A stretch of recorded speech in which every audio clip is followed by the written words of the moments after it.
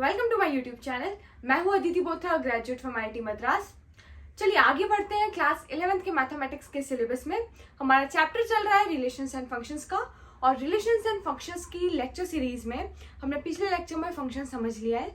तो इस लेक्चर में हम समझेंगे एक स्पेशल टाइप का फंक्शन जो कि है रियल फंक्शंस। ठीक है, तो हम इस लेक्चर में समझेंगे रियल वैल्यूड फंक्शन क्या होता है, रियल फंक्शंस क्या होता है, और रियल फंक्शंस के हम डोमेन और रेंज कैसे निकालेंगे। ठीक है, तो चलिए जल्दी से शुरू करते हैं आज का लेक्चर। देखिए, हमें पिछले लेक्चर में फंक्शंस तो समझ में आ गया यार, फंक्शंस क्या होता है। रिलेशन का स्पेशल टाइप, ठीक है, मान लीजिए एक रिलेशन है, उस रिलेशन का एक स्पेशल रिलेशन, एक स्पेशल कंडीशन फॉलो करेगा ये रिलेशन, तो ये फंक्शन कहलाएगा। ठीक है, और वो कंडीशंस क्या थी? वो कंडीशन ये थी कि यार अगर मान लीजिए ये रिलेशन है from set A to set B, तो मैं बोलूंगी कि ये जो सेट ए होगा वो हमारा जो फंक्शन है, ये फंक्शन उसका डोमेन होगा, और all the elements of A should correspond to only one image which will be there in set B. One and only one image. A के हर एलिमेंट की सिर्फ एक ही इमेज होनी चाहिए, एग्जैक्टली वन इमेज होनी चाहिए। सारे एलिमेंट्स की इमेज बननी चाहिए और सारे एलिमेंट्स की सिर्फ एक ही इमेज बननी चाहिए। अगर ऐसा कोई रिलेशन हो रहा है तो उसको हम बोलेंगे वो एक फंक्शन है। तो हमने ये समझा यार, फंक्शन एक स्पेशल टाइप का रिलेशन होता है। अब हम एक स्पेशल टाइप के फंक्शन की बात करेंगे। ठीक है, वो स्पेशल टाइप का फंक्शन है रियल फंक्शंस। तो रियल फंक्शन समझने के पहले हम समझेंगे रियल वैल्यूड फंक्शन क्या होता है। Definition says a function which has either R हमारा क्या है, रियल नंबर का सेट है। ठीक है, a function which has either r or one of its subsets as its range is called a real valued function. ठीक है, real valued function.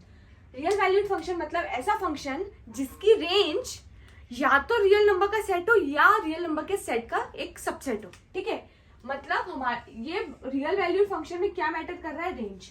हमें कोई भी फंक्शन को चेक करना है क्या वो रियल वैल्यूड फंक्शन है या नहीं है, तो हमें उसकी रेंज चेक करना है। उसकी रेंज अगर या तो आर है या one of its subsets of R है, या तो आर होनी चाहिए या सबसेट्स ऑफ आर होनी चाहिए। अगर ये रेंज आर आई, मतलब रेंज का जो सेट है या तो वो रियल नंबर का सेट हो या कोई सबसेट ऑफ रियल नंबर हो, तो हम बोलेंगे कि वो फंक्शन क्या है, रियल वैल्यूड फंक्शन। ठीक है, अगर रेंज रियल नंबर या रियल नंबर का सेट है तो रियल वैल्यूड फंक्शन। अगर डोमेन और रेंज दोनों की दोनों ही या तो रियल नंबर है या सबसेट्स ऑफ रियल नंबर का सेट है, तो वो होगा रियल फंक्शन। ठीक है, if both domain and range, दोनों की दोनों, डोमेन भी और रेंज भी of a function is either R or one of its subsets, those functions are called real functions. बात समझ में आई? तो रियल वैल्यूड फंक्शन मतलब वो सारे फंक्शंस जो फंक्शंस की अगर मैं रेंज निकालूं तो वो रेंज या तो रियल नंबर का सेट आए या कोई सबसेट ऑफ रियल नंबर आए। ठीक है, अगर डोमेन और रेंज दोनों की दोनों ही ऐसी आ रही है कि या तो वो रियल नंबर है या सबसेट्स ऑफ रियल नंबर है, दोनों डोमेन और रेंज भी, तो वो है real functions. Real valued function समझ में आ गया, रियल फंक्शन समझ में आ गया। ठीक है, अब क्या होता है यार, हम आगे जो भी पढ़ेंगे, जैसे मोस्ट ऑफ द चीजें जो हम कैलकुलस में देखेंगे, आगे हमको जहां पर भी फंक्शंस यूज में आएगा, मोस्ट ऑफ द केसेस में, सारे केसेस नहीं बोलूंगी, मोस्ट ऑफ द केसेस में हम रियल फंक्शंस की ही बात करेंगे। ठीक है, तो हम मोस्ट ऑफ द केसेस में रियल फंक्शंस की बात करेंगे। और हम पिछले लेक्चर में एक और चीज क्या समझ चुके हैं कि यार देखिए, अगर मान लीजिए एक फंक्शन है from set A to set B, और मान लीजिए जो सेट ए है ये फाइनाइट है, फाइनाइट सेट है।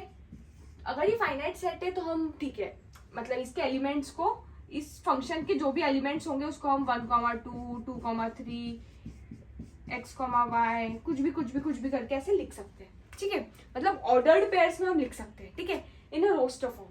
ठीक है, पर मान लीजिए यार हमारा अगर ये इनफाइनाइट सेट हो जाता है, अगर हमारा सेट इनफाइनाइट सेट है, तो ये फंक्शंस में कितने ऑर्डर्ड पेयर्स आएंगे, ये फंक्शंस में भी इनफाइनाइट ऑर्डर्ड पेयर्स आएंगे।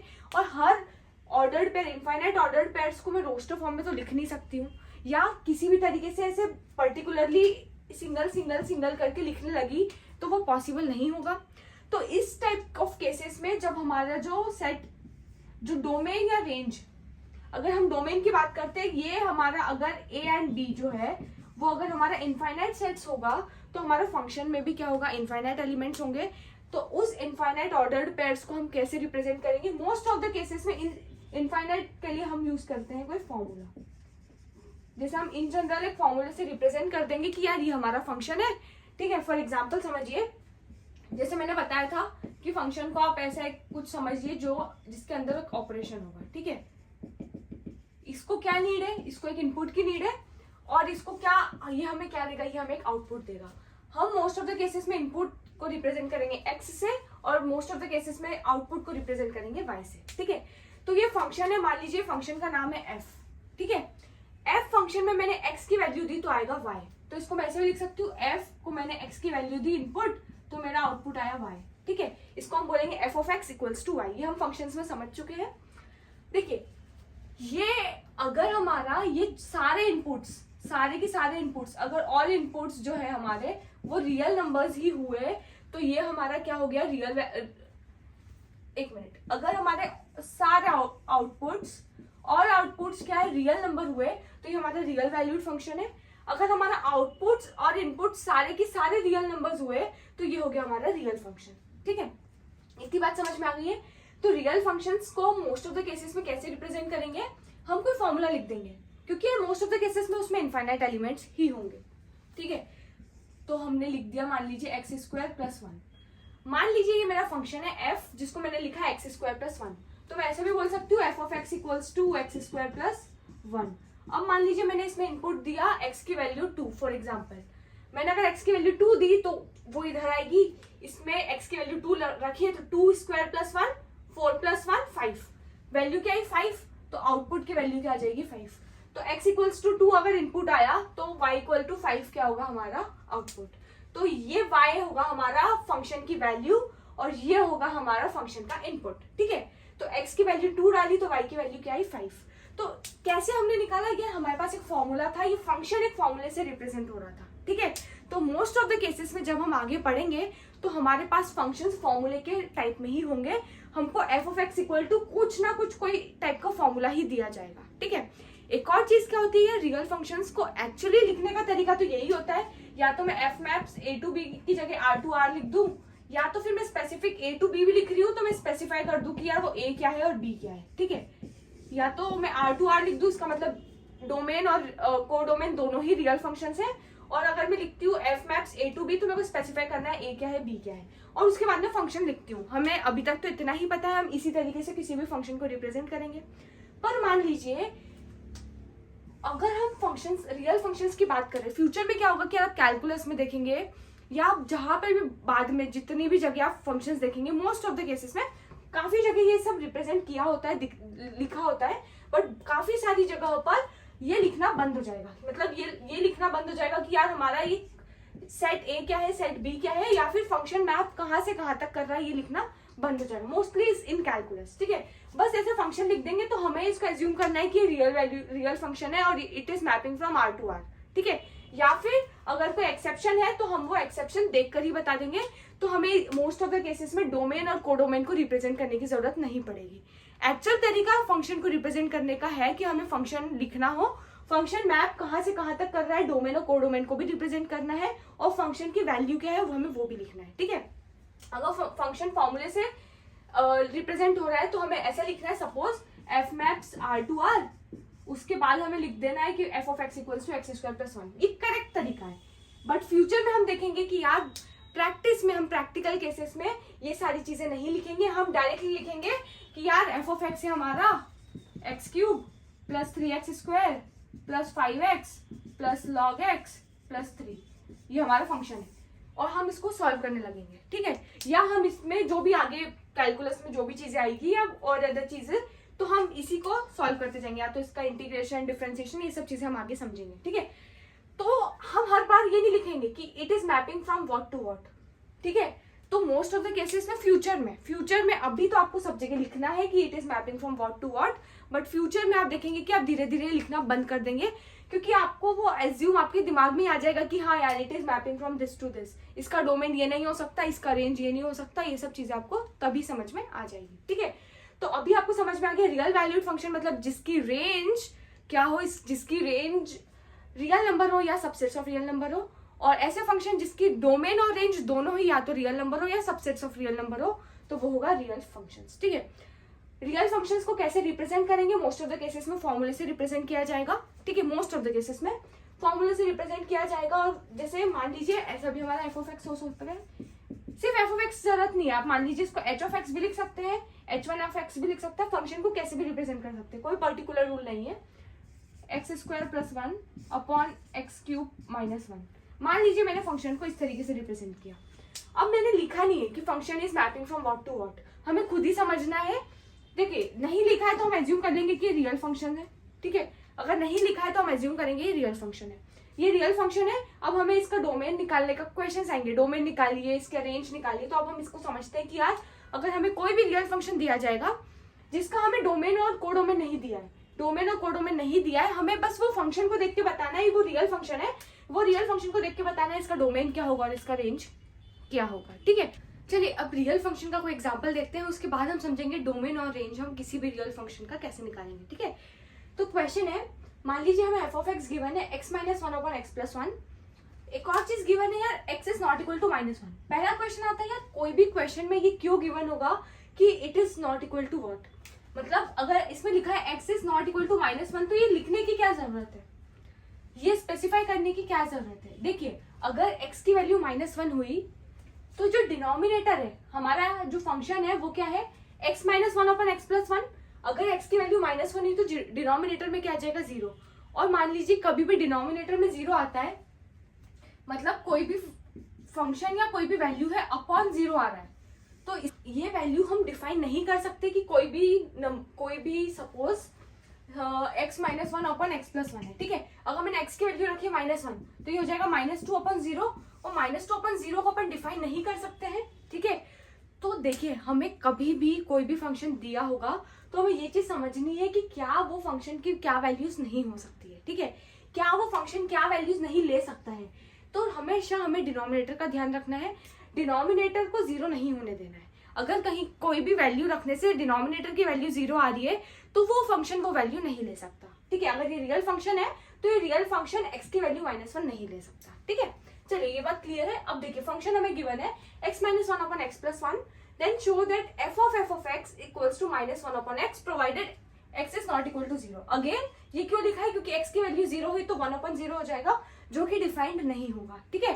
तो दोनों ही केस में जो x की वैल्यू नहीं आ सकती वो कैसे निकाला, डिनोमिनेटर 0 नहीं होना चाहिए। इस वैल्यू रखेंगे इसमें तो डिनोमिनेटर 0 करेगा, ये वैल्यू इसमें रखेंगे तो भी ये डिनोमिनेटर 0 करेगा। तो डिनोमिनेटर 0 वाली सारी x की वैल्यूज हम नहीं ले सकते, ठीक है। तो चलिए अब यहाँ पर हमें f ऑफ x गिवन है, हमें बताना है f of x equals to -1 upon x, हमें ये प्रूव करना है, ठीक है। अब मेरी बात ध्यान से समझिए, मान लीजिए अगर आपको बोलते हैं f ऑफ 1 निकालना है, अगर आपको बोलते हैं f ऑफ 1 निकालना है तो आप x की जगह क्या रखते हैं, 1 की वैल्यू रखते हैं। अब आपको बोला है f ऑफ x निकालना है, मतलब आपको x की जगह क्या रखना है, f ऑफ x रखना है। बात समझ में आ रही है। इधर x की जगह आपने 1 रखा था क्योंकि f के अंदर क्या आ रहा था, इनपुट क्या जा रहा था 1। इधर ध्यान से समझिए, ये हमारा फंक्शन है f, फंक्शन के अंदर इनपुट क्या जा रहा है, पूरा की पूरा f ऑफ x इनपुट जा रहा है, ठीक है। ये ब्रैकेट दिख रहा है आपको, इसके अंदर इनपुट आएगा तो इनपुट में क्या जा रहा है, f ऑफ x। मतलब अगर मैं बोलती हूँ f ऑफ x, इसका मतलब x की जगह हमें क्या रखना है, f ऑफ x, ठीक है, ठीक है। अब f ऑफ x की वैल्यू हमें पता है, f ऑफ x के बराबर है x minus 1 upon x plus 1, ठीक है। तो x minus 1 upon x plus 1 -1, x minus 1 upon x plus 1 +1, ठीक है। f ऑफ x की जगह हमने क्या सब्सटीट्यूट कर दिया, x minus 1 upon x plus 1, ठीक है। चलिए x minus 1 minus x plus 1 upon x plus 1, x minus 1 plus x plus 1 upon x plus 1। Since x is not equal to -1 हम ये दोनों आपस में कट कर सकते हैं, ठीक है। तो क्या बचा हमारे पास, x minus 1 minus x minus 1 upon x minus 1 plus x plus 1, ठीक है। चलिए minus x minus 2 upon 2x, तो ये हो गया -1 अपॉन x। हमें किसके बराबर प्रूव करना था, f of x should be equal to -1 upon x। हमारा हमने LHS से शुरू किया, हमारे पास वैल्यू आ गई -1 अपॉन x जो RHS के बराबर है। हेंस वी हैव प्रूव्ड कि f(x) किसके बराबर होगा, -1/x। तो देखिए ऐसे आपको बहुत सारे क्वेश्चंस आ सकते हैं। आपको f(x) गिवन होगा, आपको मान लीजिए पता करना है f(2x) क्या होगा, तो आपको जो x है उसकी जगह 2x लिख देना है हर जगह। अगर आपसे बोलते हैं f(-x/3) क्या होगा, तो x की जगह आपको -3/x लिख देना है। मतलब देखिए ये x क्या करस्पॉन्ड कर रहा है, ये बता रहा है कि यार इनपुट क्या जा रहा है हमारे फंक्शन के अंदर।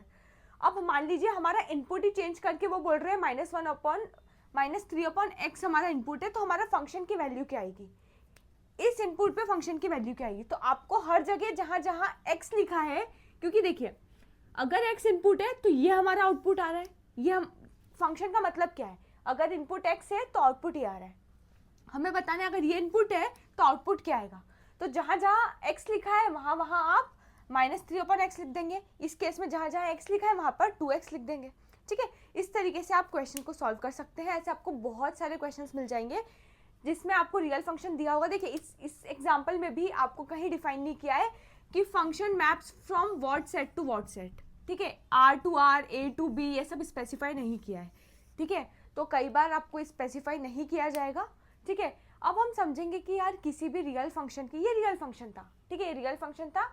अब देखिए रियल फंक्शन में हमें समझ में आया कि x की वैल्यू -1 क्यों नहीं होगी, और इस वाले में x की वैल्यू 0 क्यों नहीं होगी। ठीक है, क्योंकि जब इसमें x की वैल्यू -1 हो रही है तब हमारा डिनोमिनेटर 0 हो रहा है, और कोई भी नंबर डिवाइडेड बाय, अगर मैं कोई भी नंबर है, मान लीजिए x है, x डिवाइडेड बाय 0 कर रही हूँ, कोई भी नंबर, तो ये हम डिफाइन नहीं कर सकते, ये हो जाएगा अनडिफाइंड। ठीक है, अनडिफाइंड है तो इसको हम डिफाइन नहीं कर सकते, तो ये रियल वैल्यू कभी भी फंक्शन नहीं ले सकता है। ठीक है, तो हमें ऐसे सारे प्लेसेस पे जहाँ डिनोमिनेटर 0 हो रहा है वहाँ पे हमें कॉन्शियसली ये समझना है कि ऐसी कौन सी वैल्यूज़ आएगी x की जहाँ डिनोमिनेटर 0 हो रहा है, तो वो हमारे फंक्शन में वो x की वैल्यूज़ नहीं आ सकती। ठीक है, चलिए आप समझते हैं कि यार कोई भी रियल फंक्शंस का हम डोमेन या रेंज कैसे निकालेंगे, मतलब क्या तरीका है डोमेन या रेंज निकालने का। ठीक है, चलिए अब समझते हैं कि यार कोई भी रियल फंक्शन आपको गिवन है अगर, तो उस रियल फंक्शन का हम डोमेन कैसे निकालेंगे। ठीक है, मान लीजिए कोई भी आपको रियल फंक्शन गिवन है XYZ, और आपको बोला है कि यार आपको उसका डोमेन निकालना है। तो पहली चीज़ ये होती है कि यार कोई भी फंक्शन है, मान लीजिए वो रियल फंक्शन नहीं है, कोई सा भी रैंडम फंक्शन है, वो फंक्शन है, तो उसका अगर हमें डोमेन निकालना है तो हमें ये पता करना है कि यार क्या क्या वैल्यूज़ उस फंक्शन में जा सकती है, मतलब उसमें क्या क्या इनपुट्स पॉसिबल है, जो जो भी इनपुट्स उसके अंदर जा सकते हैं वो हमारा डोमेन हो जाएगा। अब अगर मैं बात करती हूँ रियल फंक्शंस की, तो अभी हमने समझा है कि यार रियल फंक्शंस को कन्वेंशनली हम कैसे लिखेंगे, हम एक फॉर्मूले के बेसिस पे लिखेंगे। हम फॉर्मूला बता देंगे कि यार ये फंक्शन है, ये फंक्शन की ये वैल्यूज़ होगी। देखिए अगर कोई भी रैंडमली आपको कोई फंक्शन गिवन है, उस फंक्शन को आपको अगर डिफाइन करना है तो आपको क्या लगेगा, आपको लगेगा डोमेन, को डोमेन। आप बताएंगे ये फंक्शन है, it is mapping from set A to set B। ठीक है, उसके बाद आपको फंक्शन क्या है, ठीक है, वो फंक्शन क्या होगा वो आपको स्पेसिफाई करना होगा। अगर वो ऑर्डर्ड पेयर्स में होंगे तो आप ऑर्डर्ड पेयर्स में लिख दीजिए।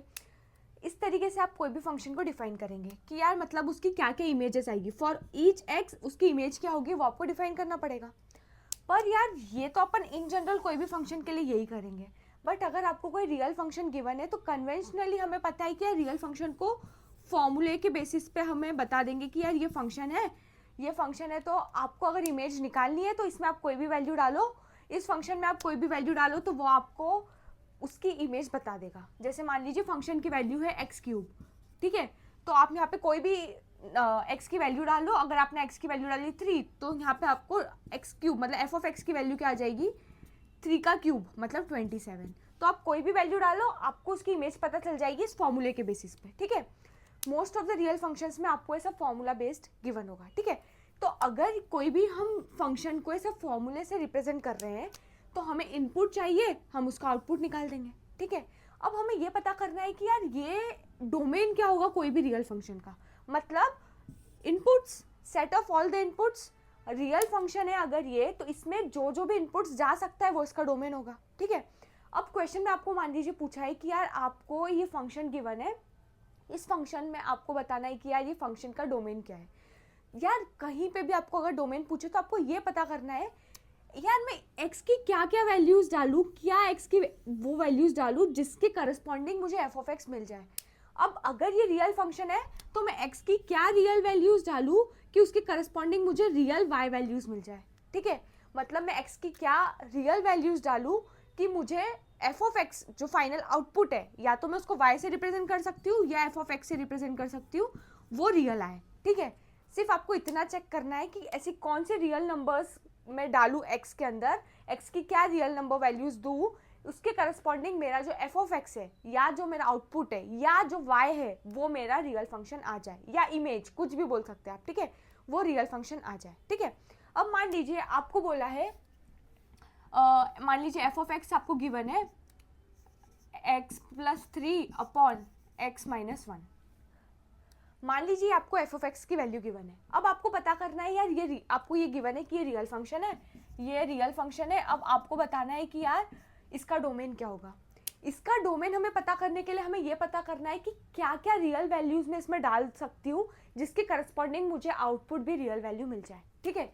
अब देखिए, अगर मैं बोलूँ यार सारे रियल नंबर्स क्या इसको इस फंक्शन में रियल आउटपुट देंगे, अगर मैं 1 डालूँ, 2 डालूँ, 3 डालूँ, 4 डालूँ, 0.02 डालूँ, -1.4 डालूँ, कोई सा भी रियल नंबर डालूँ, मुझे क्या आउटपुट रियल नंबर मिल रहा है। तो बात ये है कि यार देखिए, ये आपको हर जगह रियल वैल्यू आउटपुट देगा एक्सेप्ट जब ये डिनोमिनेटर 0 होगा। जब डिनोमिनेटर 0 होगा तब कुछ वैल्यू आएगी। सपोज x की वैल्यू 1 डालती हूँ, x की वैल्यू 1 डाला तो 4 अपॉन क्या आएगा 0, 4 अपॉन 0 आया। तो यार ये जो वैल्यू है ये अनडिफाइंड है, इसको हम डिफाइन नहीं कर सकते। कोई भी नंबर को डिवाइड बाय 0 करेंगे जब डिनोमिनेटर 0 होगा तो हम उसको प्रॉपरली डिफाइन नहीं कर सकते। इसका मतलब ये वैल्यू जो है वो y की नहीं हो सकती, ठीक है। मतलब f ऑफ x की वैल्यू 4 अपॉन 0 नहीं हो सकती, मतलब x की वैल्यू 1 नहीं हो सकती, क्योंकि अगर मैंने x की वैल्यू 1 रखी तभी मुझे आउटपुट अनडिफाइंड मिला है। तो x की वैल्यू 1 अगर मैं रखती हूँ तो ये फंक्शन मुझे रियल आउटपुट नहीं दे रहा है, रियल वैल्यू आउटपुट नहीं दे रहा है। मुझे ऐसे नंबर्स चाहिए जिसको मैं रियल नंबर्स चाहिए जिसको मैं x की वैल्यू रखूँ तो मेरे को f ऑफ x भी एक रियल नंबर मिले। वो सारे केसेस में अप्लाई होगा, सारे रियल नंबर्स आ सकते हैं except x equal to 1। x equal to 1 होगा वैसे ही ये वैल्यू क्या हो जाएगी अनडिफाइंड। तो मैं बोल सकती हूँ इसका डोमेन क्या होगा, इसका डोमेन होगा डोमेन ऑफ फंक्शन f, ऐसे लिख देते हैं, डोमेन ऑफ फंक्शन f क्या होगा, वो होगा ऑल रियल नंबर्स एक्सेप्ट एक सेट लिख देते हैं जिसमें आएगा 1। इसका मतलब इसको पढ़ेंगे कैसे, ऑल रियल नंबर्स एक्सेप्ट 1। ये सेट में हम वो वाले सारे नंबर्स लिखेंगे जो नहीं आ सकते हैं, ठीक है। तो सारे रियल नंबर्स आ सकते हैं एक्सेप्ट 1 को छोड़ के सारे रियल नंबर्स ये x की वैल्यू ले सकता है जिसके करस्पॉन्डिंग मुझे f ऑफ x रियल मिलेगा। तो ये मेरा डोमेन हो गया, समझ में आई बात, ठीक है। अब हम कुछ और एग्जांपल लेके समझते हैं कि यार हम कुछ एग्जांपल लेके देखेंगे कि अगर हमें डोमेन निकालना है, रियल फंक्शंस गिवन होंगे, हमें डोमेन निकालना है तो हम किस तरीके से डोमेन निकालते हैं, ठीक है। चलिए अब हमारे पास कुछ एग्जांपल है, अब हम हर एग्जांपल में ये समझेंगे। ये मान लीजिए चारों के चारों रियल फंक्शंस है। अब रियल फंक्शंस में हमें चारों में निकालना है डोमेन, ठीक है। सबसे पहले f of x equal to 1 upon x plus 2। देखिए हमें ये पता करना है ऐसी क्या x की वैल्यूज दें, ऐसी क्या रियल नंबर्स x की वैल्यूज दें जिसके करस्पॉन्डिंग हमें f ऑफ x भी रियल मिल जाए, ठीक है। तो पहली बात ये है कि ऐसी क्या वैल्यू हम नहीं दे सकते हैं, पहले इस पर कॉन्सेंट्रेट करते हैं। देखिए ऐसी वैल्यूज नहीं दे सकते जब डिनोमिनेटर 0 हो। तो डिनोमिनेटर 0 कब होगा, जब x प्लस 2 क्या होगा 0, तो x की वैल्यू क्या होगी -2। तो जब x की वैल्यू -2 होगी तब हमारा फंक्शन अनडिफाइंड वैल्यू देगा। तो x इक्वल टू -2 हमारा एक केस है जो पॉसिबल नहीं है। तो हम बोल सकते हैं यार बाकी सारे ऐसे और कोई केसेस दिख रहे हैं जब ये फंक्शन रियल वैल्यू नहीं देगी, नहीं, बस एक ही केस दिख रहा है जब डिनोमिनेटर 0 होगा। तो हम बोल सकते हैं इसका डोमेन क्या होगा, इसका डोमेन होगा ऑल आर एक्सेप्ट -2, ठीक है। ये वाला सिंबल रिप्रेजेंट करता है एक्सेप्ट, और ये वाला देखिए ये सेट है माइनस रिप्रेजेंट करता है, हमें पता है डिफरेंस ऑफ सेट्स हमने पढ़ा है, ठीक है। तो डिफरेंस ऑफ सेट्स में मतलब ये आना चाहिए और ये नहीं आना चाहिए, ठीक है। तो सारे रियल नंबर्स एक्सेप्ट -2, तो ये हो गया हमारा डोमेन इस केस में। अब नेक्स्ट है हमारा f of x equal to 2x - 3 upon x square - 3x + 2। Again हम वो केसेस देखते हैं यार, सारे रियल नंबर्स में तो ठीक है, रियल नंबर्स में ये अप्लीकेबल होगा, रियल फंक्शन है। पर कौन कौन से ऐसे रियल वैल्यूज़ है, रियल नंबर्स है जब ये हमें real number as a output नहीं देगा, फंक्शन की वैल्यू रियल नंबर नहीं आएगी। सेम जब डिनोमिनेटर जीरो होगा, डिनोमिनेटर जीरो कब होगा, जब x square minus 3x plus 2 क्या होगा, जीरो। ठीक है, मतलब x square minus 2x minus x plus 2 equal to zero, x minus 2 minus 1 x minus 2, तो x minus 1 x minus 2 equal to zero. मतलब जब x की वैल्यू 1 आएगी या x की वैल्यू 2 आएगी तब ये फंक्शन हमें प्रॉपर रिस्पॉन्स नहीं देगा, तब ये हमें रियल आउटपुट नहीं देगा। तो मैं बोल सकती हूँ इस वाले केस में हमारा डोमेन होगा all real numbers except 1 and 2। ठीक है, x की वैल्यू जब 1 और 2 आएगी तब डिनोमिनेटर जीरो हो जाएगा, और डिनोमिनेटर जीरो मतलब ये एफ ऑफ एक्स की वैल्यू अनडिफाइंड हो जाएगी, और हमें डोमेन में वो सारे वैल्यूज ही देनी है जब हमारा एफ ऑफ एक्स मतलब जो हमारा आउटपुट है, हमें वो सारे इनपुट्स की वैल्यूज बतानी है जब आउटपुट हमारा मीनिंगफुल हो। ठीक है, तो इस केस में आउटपुट मीनिंगफुल तब नहीं होगा जब x की वैल्यू -2 होगी, इस केस में जब x की वैल्यू 1 और 2 होगी। तो डोमेन होगा all real numbers except 1 and 2। Next है F of x equals to root over x minus 2। अब देखिए इस केस में हमें दिख रहा था कि यार सारी रियल वैल्यूज को ये प्रॉपर रिस्पॉन्स देगा, मीनिंगफुल आउटपुट देगा एक्सेप्ट जब डिनोमिनेटर जीरो होगा। इसमें भी सब में प्रॉपर रिस्पॉन्स देगा एक्सेप्ट जब डिनोमिनेटर जीरो देगा। अब एक और बात समझिए, अगर हमें रूट दिया है, स्क्वायर रूट दिया है, स्क्वायर रूट में अगर आप पॉजिटिव नंबर दो तो आपको रियल नंबर मिलेगा आउटपुट में। पर मान लो अगर आपने यहाँ पे नेगेटिव दे दिया, मान लीजिए -2 दे दिया, रूट ओवर -2, क्या ये रियल नंबर है? नहीं। तो अगर आपको कहीं ऐसा आ रहा है as a output root over -2 या root over minus negative something, under root के अंदर कोई नेगेटिव नंबर है, तो ये भी हमारा नॉन रियल नंबर है, ये रियल नंबर नहीं है। पर हमारा जो फंक्शन है वो रियल फंक्शन है, तो रियल फंक्शन का इनपुट और आउटपुट मतलब डोमेन और रेंज दोनों ही रियल नंबर्स होने चाहिए। तो अगर इसका अंडर रूट के अंदर नेगेटिव वैल्यू आ रही है, इसका मतलब ये जो वैल्यू है, ये जो फंक्शन की वैल्यू आ रही है वो नॉन रियल है, मतलब एक्सेप्टेबल नहीं है। तो इसके करस्पॉन्डिंग जो भी x की वैल्यू होगी वो हमारे डोमेन में नहीं आ सकती। ठीक है, हमारे डोमेन में सिर्फ वो वैल्यूज आएगी जब हमारा y की वैल्यू मतलब वो ही डोमेन में वैल्यूज आएगी x की जिसके करस्पॉन्डिंग एफ ऑफ एक्स भी रियल नंबर हो। ठीक है, अब देखिए ये function F of x real number कब होगा, जब अंडर रूट के अंदर नेगेटिव नंबर नहीं हो, मतलब अंडर रूट के अंदर greater than equal to zero हो। ठीक है, तो मैं बोल सकती हूँ ये वाला फंक्शन तभी रियल वैल्यूज देगा जब x माइनस 2 की value greater than equal to zero हो। अगर अंडर रूट में जीरो आएगा तो भी चलेगा, इसकी वैल्यू जीरो ही होगी, तो ये डिफाइंड है, ये रियल नंबर है, जीरो चलेगा, जीरो से पॉजिटिव भी सब चलेगा, पर जीरो से नेगेटिव कुछ नहीं चलेगा। तो x माइनस 2 मतलब अंडर रूट के अंदर जो भी वैल्यू है, जो भी पूरा की पूरा अंडर रूट के अंदर है, सारा की सारा हमको वो ग्रेटर देन इक्वल टू चाहिए, तभी हमारे अंडर रूट में ग्रेटर देन मतलब नॉन नेगेटिव नंबर होगा। अगर नॉन नेगेटिव नंबर है तो हमारा फंक्शन रियल नंबर देगा। ठीक है, तो x should be greater than equal to 2। हमें पता चल गया कि यार ये वाले फंक्शन में हमें रियल वैल्यूज कब मिलेगी, जब x की वैल्यू क्या हो, ग्रेटर देन इक्वल टू 2 हो। तो हम बोल सकते हैं, हमने इंटरवल अच्छे से पढ़ा है सेट्स में। ठीक है, तो हम बोल सकते हैं इसमें डोमेन क्या होगा, डोमेन होगा, देखिए ग्रेटर देन इक्वल टू 2 से ग्रेटर देन कब तक जाएंगे, रियल नंबर्स, सारे रियल नंबर्स अप्लीकेबल होंगे, 2 से लेके कहाँ तक जाएंगे, इन्फिनिटी तक। सो 2 से लेके इन्फिनिटी तक ये सारी वैल्यूज ले सकता है। यहाँ पर ग्रेटर देन इक्वल टू लिखा है तो 2 को हमें क्लोज रखना है, 2 को इंक्लूड करना है, और इन्फिनिटी कभी भी इंक्लूड नहीं होगा। सो डोमेन होगा क्लोज 2 से लेके इन्फिनिटी तक। ठीक है, मतलब 2 से लेके इन्फिनिटी इंक्लूडिंग 2, ये हो गया हमारा डोमेन। ठीक है, तो ये वाले इस टाइप के क्वेश्चंस में हमें डिनोमिनेटर पे ध्यान देना है कि डिनोमिनेटर जीरो नहीं होना चाहिए। इधर हमें ये भी ध्यान देना है कि यार अंडर रूट के अंदर मतलब स्क्वायर रूट के अंदर हमारे पास greater than equal to zero ही नंबर्स होने चाहिए। नेगेटिव नंबर्स अगर होंगे तो हमें रियल वैल्यू नहीं मिलेगा, फंक्शन का रियल वैल्यू नहीं मिलेगा। नेक्स्ट है 1/√1 माइनस एक्स। अब इसमें दोनों चीज़ हमें ध्यान रखनी है। देखिए पहली चीज़ कि अंडर रूट के अंदर नेगेटिव वैल्यू नहीं आनी चाहिए, तो 1 minus x should be greater than equal to 0। दूसरी बात, अगर यहाँ पर डिनोमिनेटर जीरो हो गया, वो वाला केस भी हमें हटाना है। तो डिनोमिनेटर जीरो कब होगा, जब √1 माइनस एक्स किसके बराबर होगा, जीरो के, मतलब 1 माइनस एक्स किसके बराबर होगा, 0 के मतलब x की वैल्यू जब 1 होगी, तो पहली चीज़ ये होनी चाहिए और x should not be equal to 1, मतलब ये हमें केस देखना है, √1 minus x should not be equal to 0, क्योंकि जब ये 0 होगा तो हमारा डिनोमिनेटर 0 हो जाएगा, तो x should not be equal to 1। तो पहली कंडीशन ये और दूसरी कंडीशन ये, दोनों कंडीशन हमें एंड में इंटरसेक्शन में लेनी है, क्योंकि ये कंडीशन एंड ये कंडीशन दोनों फुलफिल होगी, वो ही हमारा डोमेन होगा। ठीक है, तो कौन से x के लिए ये दोनों कंडीशन फुलफिल होगी? 1 minus x greater than equal to 0 को मैं ऐसे भी लिख सकती हूँ, x को उधर लेके गई तो 1 should be greater than equal to x। इसको मैं बोल सकती हूँ x should be less than equal to 1, and दूसरी कंडीशन थी x should not be equal to 1, x should be less than equal to 1। अब देखिए ध्यान से समझिए, हमारा डोमेन क्या आएगा?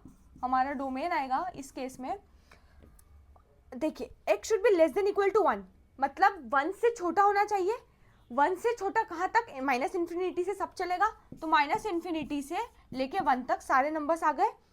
यहाँ पर इंक्लूडेड लिखते हैं पहले, and x is not equal to 1, मतलब x को हटाना है तो इंक्लूड से हटा के हमें एक्सक्लूड करना पड़ेगा।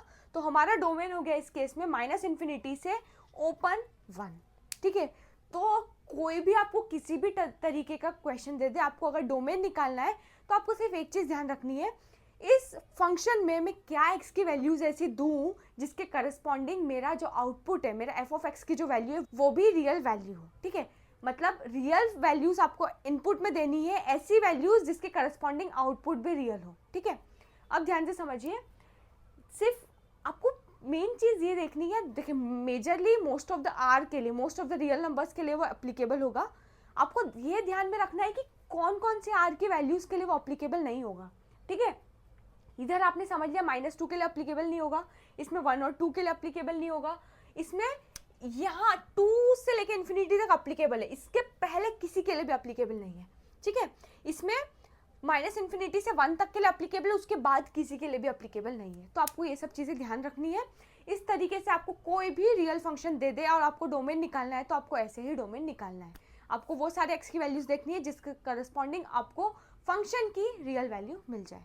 ठीक है, चलिए अब समझते हैं यार किसी भी रियल फंक्शन का हम रेंज कैसे निकालेंगे। ठीक है, हमने डोमेन तक समझ लिया, डोमेन कैसे निकालेंगे, अब देखते हैं रेंज कैसे निकालेंगे। तो यार सिंपल है, पहले ये समझो रेंज क्या होगा। किसी भी रियल फंक्शन का रेंज होगा set of all real values taken by f of x at points in its domain. ठीक है, देखिए कोई भी फंक्शन, अगर हमें कोई रैंडम फंक्शन भी गिवन है तो उसका रेंज होगा वो सारे एफ ऑफ एक्स की वैल्यूज, जो एफ ऑफ एक्स की वैल्यू हो सकती है, जहाँ पे x की वैल्यू सारे जो डोमेन में जो भी वैल्यूज आ सकती है वो हम x की वैल्यू रखें, उसके करस्पॉन्डिंग f ऑफ x की जो भी वैल्यू आएगी उसका सेट होगा हमारा रेंज। ठीक है, इसमें रियल फंक्शन है तो हमारे पास सिर्फ एक चीज़ ऐड हो गई है, set of all real values taken by function. ठीक है, at points in its domain. हमें ध्यान रखना है कि हमें डोमेन में जो भी वैल्यूज आ रही है उसके करस्पॉन्डिंग जो हमारी फंक्शन की वैल्यू है वो वैल्यू रियल होनी चाहिए, वो उसकी रेंज होगी। ठीक है, तो set of all real values जो भी एफ ऑफ एक्स ले सकता है वो सारी सेट ऑफ रियल वैल्यूज। ठीक है, कहाँ कहाँ? At points in its domain. Of course जो डोमेन में वैल्यू आएगी उसके करस्पॉन्डिंग ही हम फंक्शन के वैल्यूज की बात करेंगे। ठीक है, तो देखिए उसके लिए आपको क्या करना है, एक पर्टिकुलर एल्गोरिथम है कि ये स्टेप है, ये स्टेप आपको फॉलो करनी है तो आपको रेंज पता चलेगी। पहले हम समझते हैं स्टेप्स क्या है, उसके बाद हम देखेंगे यार ये स्टेप्स हमें क्यों यूज़ करनी चाहिए, मतलब व्हाट इज़ द रीज़न, हम इसको यूज़ क्या कर रहे हैं, उसके पीछे कॉन्सेप्ट क्या है। ठीक है, तो सबसे पहला है स्टेप 1 है, आपको फंक्शन को लिखना है y equal to f of x. For example एक काम करते हैं, एक एग्जाम्पल लेके चलते जाते हैं। ठीक है, तो मान लीजिए हमें गिवन है F of x, real function है, उसकी वैल्यू है x-2/3 - x। जस्ट एग्जाम्पल, ये हमें फंक्शन की वैल्यू गिवन है। अब हमें बोला है कि यार जो भी आपको फंक्शन गिवन है उसको लिखो इस तरीके से, y equal to f of x. ठीक है, तो मैं लिख लेती हूँ y इक्वल टू फंक्शन की क्या वैल्यू है x-2/3 - x। पहली स्टेप फॉलो हुई, ये मैंने लिखा 1, मतलब मेरी फर्स्ट स्टेप यहाँ तक आ गई। फंक्शन पहली स्टेप बोला है किसी भी रियल फंक्शन का मुझे रेंज निकालना है, तो पहला स्टेप है y इक्वल टू और वो फंक्शन लिख दो। तो y इक्वल टू फंक्शन लिखना है तो फंक्शन की मैंने वैल्यू डाल दी। Solve equation in terms of y, ये जो इक्वेशन है उसको y के टर्म्स में लिखिए। किस तरीके से? देखिए अभी आपके पास y equal to something in terms of x लिखा है, आपको लिखना है x equal to something in terms of y। बात समझ में आई? अभी y इक्वल टू x के टर्म्स में एक फंक्शन लिखा है, अब आपको लिखना है x इक्वल टू y के टर्म्स में एक फंक्शन, ठीक है। चलिए तो वो सबसे पहले एक काम करते हैं, तो y into 3 minus x equal to x minus 2, 3y minus x y equal to x minus 2। अब हमें x को अलग करना है, तो मैं x के सारे जो भी है उसको इधर लिख दिया, ऐसे लिखती हूँ x प्लस एक्स वाई, ठीक है। 3y प्लस 2, x को अलग करना है तो x को अलग कर लिया, ठीक है। तो मैं ऐसे बोल सकती हूँ x equals to 3y plus 2 upon 1 plus y. देखिए हमारा function y equal to in terms of x था, आपको लिखना है x equal to in terms of y। ध्यान से समझिए, solve equation in terms of y। पहले आपको y in terms of x given था, अब आपको x in terms of y find करना है, ठीक है। Let x equal to g of y, मतलब इसको आपको g ऑफ y मान लीजिए। बात समझ में आ रही है? पहले एक फंक्शन f गिवन था जिसमें आपका इनपुट x आ रहा था, आपको वो फंक्शन गिवन था। अब आपको इस तरीके से लिखना है कि आपका इनपुट y है एंड आउटपुट x है। बात समझ में आ रही है? आपको बस ऐसे रिवर्स करना है, पहले y equal to f of x given था, मतलब y in terms of x given था, अब आपको x in terms of y निकालना है। सेकंड स्टेप कंप्लीट हुई, यहाँ पर हमारी सेकंड स्टेप कंप्लीट हो गई, ठीक है। थर्ड स्टेप है find the values of y for which the values of x obtained in this equation are real. मतलब हमें ऐसे सारे y की वैल्यूज निकालनी है जिसके करस्पॉन्डिंग हमारे x की वैल्यूज रियल आए। चलिए ऐसी क्या y की वैल्यूज, देखिए ये पहली बात तो ये रियल फंक्शन है तो सारी रियल वैल्यूज ले सकता है, तो हमें ये पता करना है ऐसी कौन सी रियल वैल्यूज है जिसके करस्पॉन्डिंग x की रियल वैल्यू नहीं आएगी, तो वो हमें एलिमिनेट कर देना है। जैसे हम डोमेन में कर रहे थे सेम चीज करनी है, ठीक है। तो वो तभी होगा जब ये डिनोमिनेटर जो है वो 0 हो जाएगा, तो denominator should not be equal to 0, ठीक है।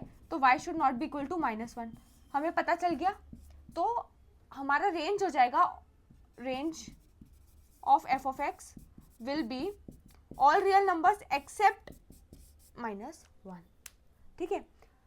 Set of values obtained in step 3 is the range of function. हमने स्टेप 3 में जो भी सेट ऑफ वैल्यूज निकाली है वो सेट ऑफ वैल्यू क्या थी, ऑल रियल नंबर्स एक्सेप्ट -1, तो वही हमारा रेंज हो गया।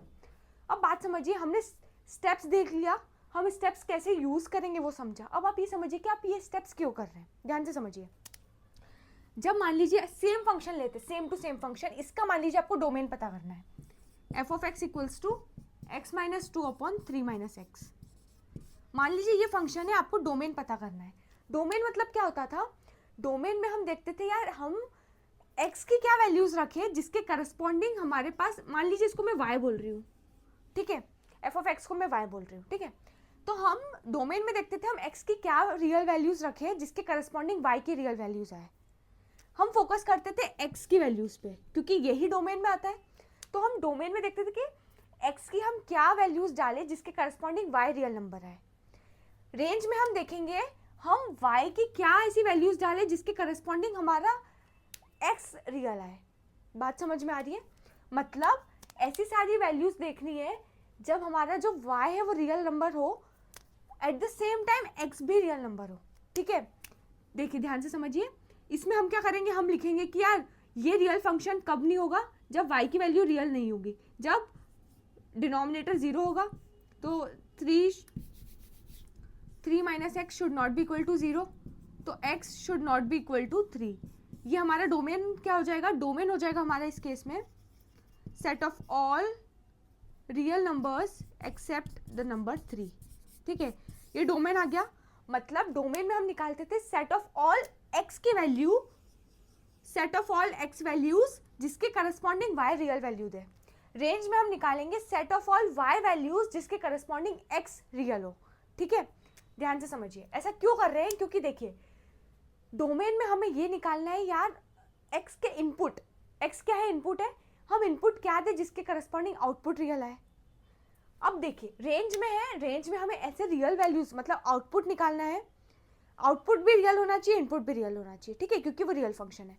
हमें ऐसे आउटपुट की वैल्यूज निकालनी है, हमें सारे आउटपुट की वैल्यूज निकालनी है जो वो फंक्शन ले सकता है, ठीक है। हमें सारा आउटपुट की वैल्यू निकालनी है जब वो फंक्शन ले सकता है जब उसका डोमेन रियल हो, ठीक है। जब उसका डोमेन जो मतलब उसके डोमेन में जो भी वैल्यूज आएगी उसके करस्पॉन्डिंग हमें y की वैल्यू देखनी है, वो रियल आनी चाहिए।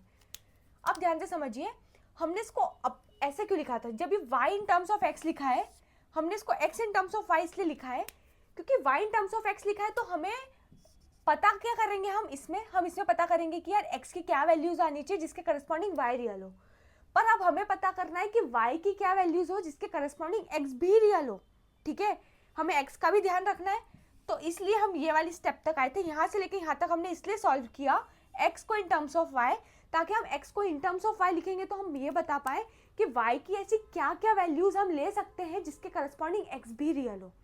हमें ये तो ध्यान रखना है दोनों वैल्यूज रियल होनी चाहिए। ठीक है, एक और चीज हमें ध्यान रखनी है, ये तो स्टेप्स फॉलो करनी है, इसके additionally apart from this 4 steps हमें ये भी ध्यान रखना है कि हम जो फंक्शन में डोमेन दिया है, जो हमें फंक्शन है उसका डोमेन है, वो डोमेन से बाहर हमारे पास x की वैल्यूज नहीं होनी चाहिए। ठीक है, तो इस केस में हमारा डोमेन में क्या 3 नहीं आना चाहिए।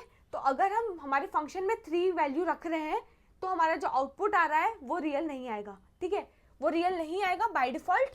तो हमें ये भी ध्यान रखना है कि हमें पर ऑल द रेंज में हमें ऑल द वो वैल्यूज निकालनी है, सारी वो वैल्यूज निकालनी है जिसके करस्पॉन्डिंग हमारा जो x है वो रियल रहे, और एडिशनली हमारे डोमेन से बाहर नहीं जाना है। हमें इसके साथ साथ डोमेन का ध्यान रखना है, तो डोमेन से बाहर नहीं जाना है मतलब all this values x also, हमें ये ध्यान रखना है कि x की वैल्यू 3 नहीं हो सकती। x की वैल्यू 3 नहीं हो सकती तो उसके करस्पॉन्डिंग y जो होगा वो अनडिफाइंड होगा। अनडिफाइंड होगा तो उसको अभी हमें रखने की जरूरत नहीं है, क्योंकि ऑब्वियसली अनडिफाइंड है मतलब वो रियल नंबर्स में तो नहीं आ रहा है, वो रियल नंबर्स में नहीं आ रहा है, देन इट इज ओके। हमें उसको इतना ज़्यादा फोकस करने की ज़रूरत नहीं है। ठीक है, चलिए यहाँ तक आई होप समझ में आ गया। देखिए, हमने रेंज पता करी है, पहले हमने डोमेन पता किया। तो डोमेन में आपको जो फंक्शन गिवन होगा ना, वो फंक्शन को आपको देख के समझना है कि ऐसी क्या रियल वैल्यूज है जिसके लिए ये फंक्शन का आउटपुट रियल नहीं दे रहा है, तो हमें वो हटा देना है। ठीक है, जब आपको रेंज निकालना होगा तो आपको रेंज को पहले y in terms of x given होगा, आपको x in terms of y लिखना है, ताकि आप ये भी बता पाए कि ऐसी क्या y की वैल्यूज हो जिसके करस्पॉन्डिंग हमारा इनपुट भी रियल हो। तो हमें ये पता करने के लिए everything in terms of y लिखना है, मतलब x in terms of y लिखना है। फिर जो फंक्शन आएगा उसके लिए हम जैसे डोमेन के लिए पता कर रहे थे, उसी तरीके से हमने रेंज के लिए भी इस स्टेप के बाद पता करा है। ठीक है, आई होप आपको अच्छे से समझ में आया होगा। अब हम कुछ एग्जांपल लेके समझते हैं जिसमें हम डोमेन और रेंज निकालने की कोशिश करेंगे फॉर रियल फंक्शंस। चलिए अब हम कुछ एग्जांपल देखते हैं। तो हमें इन 3 रियल फंक्शंस गिवन है, हमें इसकी रेंज निकालनी है, तो हम डोमेन और रेंज दोनों निकाल के समझते हैं। ठीक है, तो सबसे पहले इस केस में अगर मैं डोमेन की बात करूँ तो क्या वैल्यूज x नहीं ले सकता है जिसके करस्पॉन्डिंग y हमारा रियल नहीं आएगा, वो होगा अंडर रूट। देखो, 2 चीज़ें होनी चाहिए, पहली डिनोमिनेटर 0 नहीं होना चाहिए, और दूसरा अंडर रूट के अंदर नेगेटिव नहीं होना चाहिए, स्क्वायर रूट के अंदर नेगेटिव नहीं होना चाहिए। तो मैं बोल सकती हूँ x minus 5 should be greater than equal to 0, and दूसरी कंडीशन होगी x minus 5 should not be equal to 0। बात समझ में आ गई? तो इस दोनों को अगर मैं साथ में लिखूँ तो मैं ये लिख सकती हूँ x minus 5 should be greater than 0, क्योंकि ये कंडीशन देखिए, ये वाली कंडीशन में लिखा है x minus 5 should be greater than equal to 0, इसमें लिखा है x minus 5 should not be equal to 0। अगर ये 0 वैल्यू नहीं ले सकता तो मैं यहाँ से ये वाला सिंबल हटा देती हूँ, तो ये मेरी कंडीशन हो गई है डोमेन के लिए। तो मैं डोमेन को लिख सकती हूँ,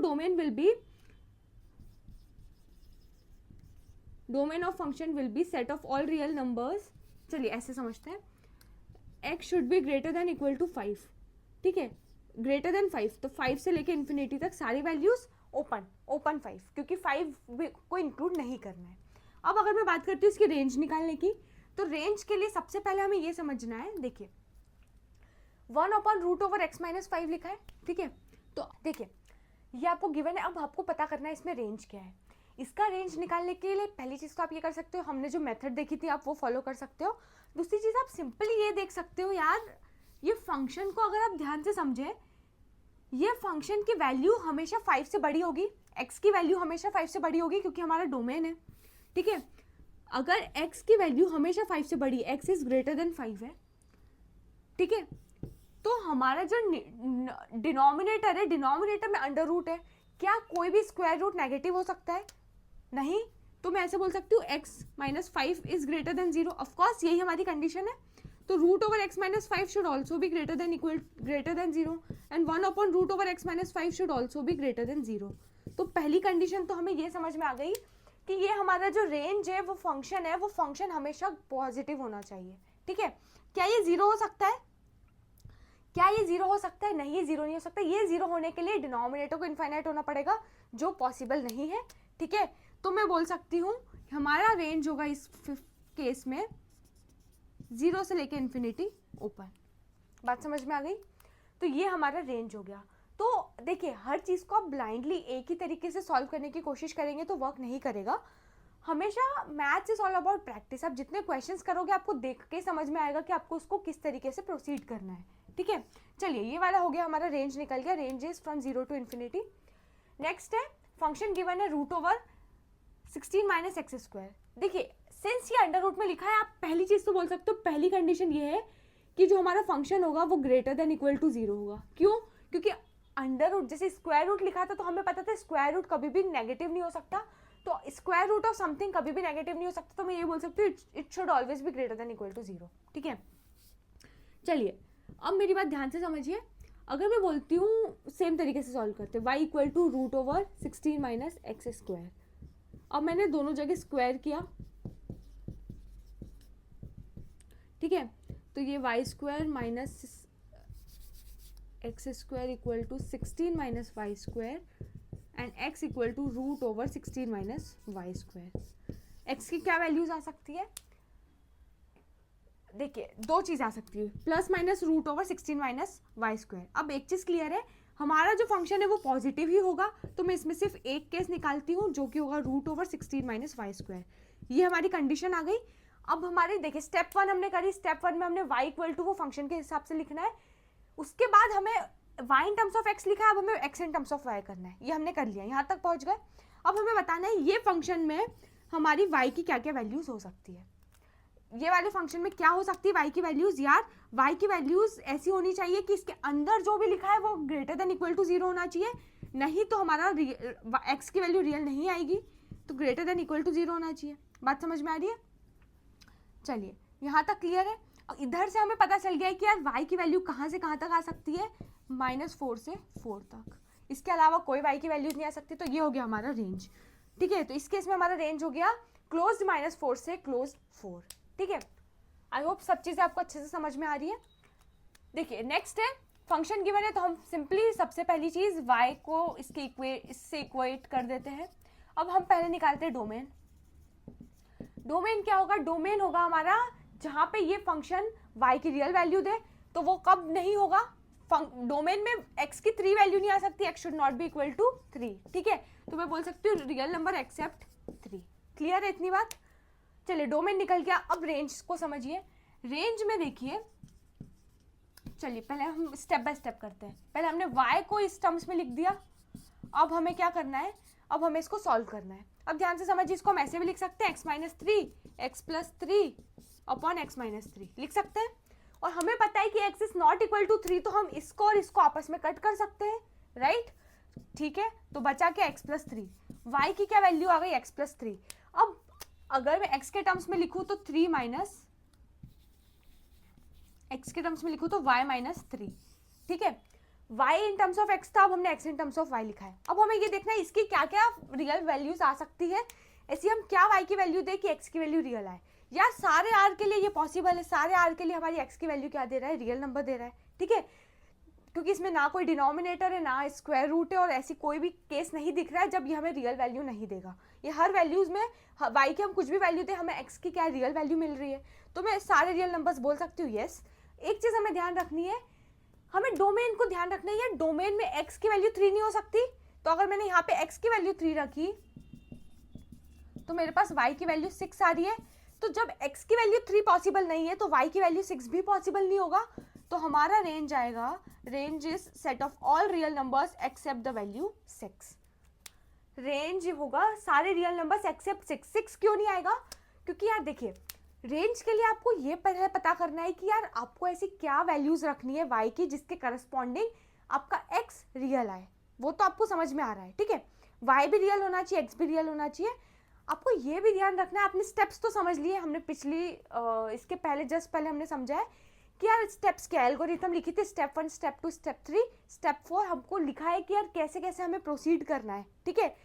ये हमने स्टेप बाय स्टेप सारा करा, हमें ध्यान रखना है स्टेप बाय स्टेप सारा का, पर हमें ध्यान रखना है कि हम डोमेन में जो वैल्यूज नहीं आ सकती हैं उसके करस्पॉन्डिंग y की वैल्यूज अगर हमारे रेंज में आ रही है तो उसे हमें हटाना होगा, क्योंकि अगर x की वैल्यू ये ले ही नहीं सकता तो इसके करस्पॉन्डिंग y, अगर x की वैल्यू 3 नहीं आ सकती तो फिर इस केस में x की वैल्यू 3 वाला केस भी हटाना पड़ेगा, तो y की वैल्यू 6 वाला केस हटाना पड़ेगा। तो रेंज में सारे रियल नंबर्स आ सकता है एक्सेप्ट नंबर 6। तो हमें कभी भी रेंज निकालना है तो हमें उसके लिए पहले डोमेन निकालना चाहिए।